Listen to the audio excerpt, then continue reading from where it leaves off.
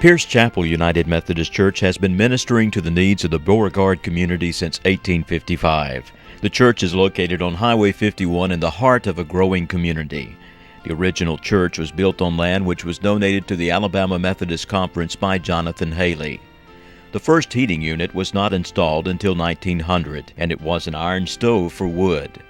Many of the early church members were tobacco chewers, and some would spit on the floor. A thoughtful member made spittoons of wood that were half filled with sand, and these were placed where the chewers could use them. The old church was used for several school sessions because there was not a school in the community.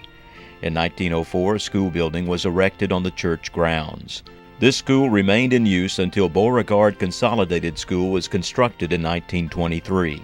The present sanctuary was erected in the fall of 1908, costing around $1,000, including the pews. This was made possible by using several pines that stood on the church grounds and the hard work of many members. Sunday school rooms were added to the church in 1946 and 1949.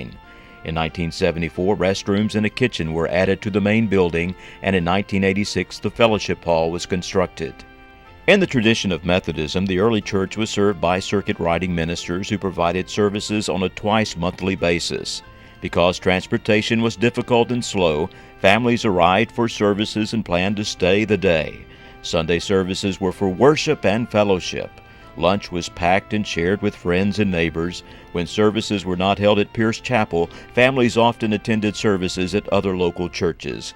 Good cooking and good fellowship have always been the stalwart of rural churches.